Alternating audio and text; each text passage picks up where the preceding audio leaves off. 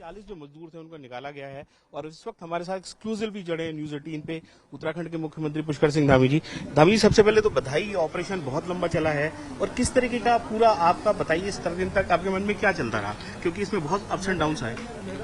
देखिए, बहुत कठिन था, बड़ा चुनौतीपूर्ण था और अंततः सफलता मिली है। और मैं इसमें सभी जिन लोगों ने भी इस रेस्क्यू अभियान में अपना योगदान दिया है, अपना सहयोग दिया है, उन सभी का धन्यवाद करना चाहता हूं। एक एक एजेंसी का, भारत सरकार की, राज्य सरकार की, हमारे विशेषज्ञों का, वैज्ञानिकों का, विदेश से आए हुए जो हमारे विशेषज्ञ थे उनका भी, और छोटे से छोटा और बड़े से बड़ा काम करने वाला स्थानीय लोगों का भी, जिन्होंने अपना सहयोग प्रदान किया। और हमारे प्रधानमंत्री आदरणीय नरेंद्र मोदी जी का, कि जिन्होंने प्रत्येक दिन इस अभियान की पल पल की जानकारी ली और कैसे अभियान चलाना है, लगातार हमारा प्रोत्साहन किया।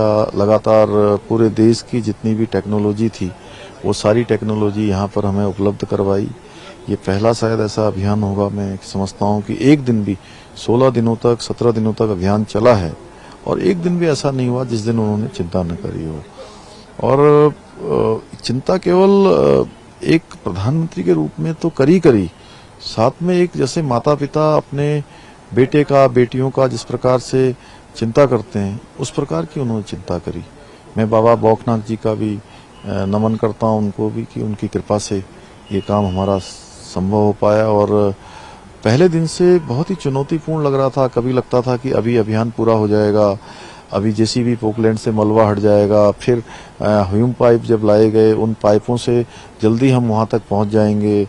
और एक एक करके सारे जो हमारे प्रयास थे वो रुकते जा रहे थे।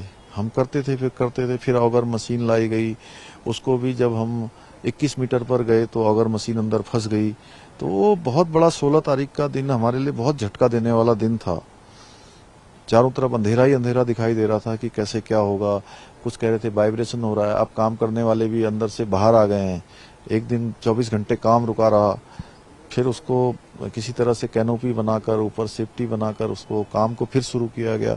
फिर जाकर 34 मीटर पर फिर रुक गया, फिर से जो है दोबारा पूरी मशीन निकाली गई, फिर डाली गई और फिर आगे पाइप को बढ़ाया गया। 48 मीटर पर जाके तो बिल्कुल ही जाम हो गई और मशीन भी जो है पूरी डैमेज हो गई, ऑगर मशीन। तो वो बहुत कठिन समय था, जिसके कारण से 3-4 दिन का समय जो हमारा ज्यादा लगा। उसके बाद उस मशीन को एक एक पंखों को काट के, बीच में मशीन को एक एक मीटर काटने के बाद बाहर निकालना, वो बहुत कठिन काम था। अंदर गैस वेल्डिंग करना, कितनी गर्मी होगी, ऑक्सीजन की कमी होगी, ऐसे में काम किया गया। और जब ऑगर मशीन बाहर निकली, फिर आगे देखा गया तो आगे पाइप जो है पूरा डैमेज हो चुका था। फिर पाइप को काटा गया, पाइप को काटने के बाद फिर आगे बढ़ाया गया पाइप को, तो फिर गडर आ गया, फिर गडर को काटा गया। तो उसके बाद फिर मैनुअल डीलिंग शुरू हुई और वैसे करते करते कभी लगता था कि अभी होने वाला है, आज हो जाएगा, फिर वो फिर 2-3 दिनों के लिए टल जाता था। फिर अंदर ऐसा लगता था कि जो हमारे भाई, श्रमिक भाई हैं, उनका हौसला कहीं कम न हो, इसलिए उनसे भी बीच बीच में लगातार हम कम्युनिकेशन करते रहे। मैं स्वयं भी बात करते रहा। लेकिन अंदर के जो हमारे श्रमिक भाई थे वह भी जो है बहादुर थे और उनके अंदर भी बहुत बहादुरी थी। उसके कारण से वो हमें भी लगातार कहते थे कि आप अपना काम करिए और हम यहाँ बिल्कुल ठीक हैं, बाहर आप जो है ठीक से रहिए और हमको 5 दिन 10 दिन जितना भी लगेगा हम ठीक है, हम कोई परेशानी नहीं है और हमें सुरक्षित बाहर निकाल लीजिए।